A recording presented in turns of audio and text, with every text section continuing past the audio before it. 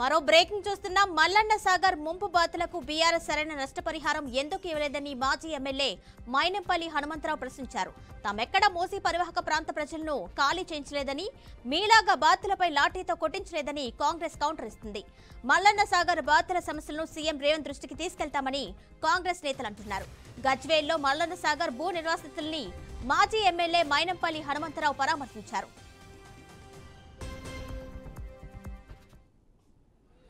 ఈ నా కొడుకులకు తెలియదా వీళ్ళన్ని నీతులు మాట్లాడుతూ ఉన్నారు.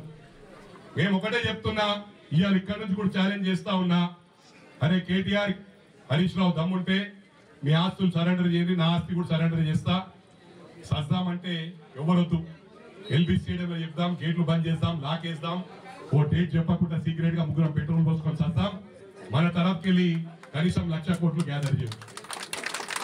అందరూ చేస్తారు, ఎందుకంటే అరే ఇటువంటి నాయకత్వం పుట్టలే. ఇవాళ ప్రజల కోసం వీళ్ళు ప్రాణాలు కోల్పోయినంటారు.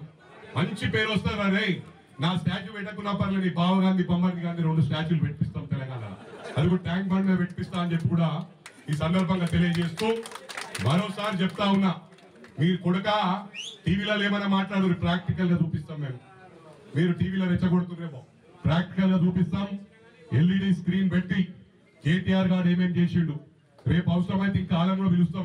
బాంబేకి వెళ్ళి ఈడికెళ్ళి మీరు ఎంతమందికి అన్యాయం చేసినావో, ఎంతమంది రోడ్లకు వచ్చిండ్రో, ఎంతమందికి డివోర్స్లు అయినాయో, ఎంతమంది కుటుంబాలు నాశనం చేసినావో అవన్నీ తీసుకొని ఎల్ఈడి స్క్రీన్ మీద మల్లన్న సాగర్ ప్రజలకు ఏ విధంగా మీరు దోచుకున్నారు, సిరిసిల్లాల దళితులను నేరెళ్ళ ఇష్యూలో ఏ విధంగా కొట్టించారు, వాళ్ళందరూ వినిపిస్తా.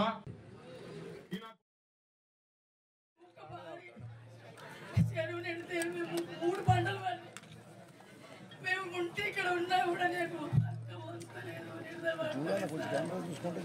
మాకు ఎంత బాధ అంటే నువ్వు ఇచ్చే న్యాయం కూడా మాకు న్యాయం లేదు సార్. మాకు మస్తు మొత్తం ఇట్లాంటిగా ఎంత బాధ ఉందంటే మొత్తము ఇలా ఏదో చేసినట్టు. మరి ఇంతకుముందు ఎప్పుడైనా గతంలో బాధపడ్డా ప్రభుత్వం ఉన్నప్పుడు ఏడ్చిండు అమ్మ హరీష్ రావు?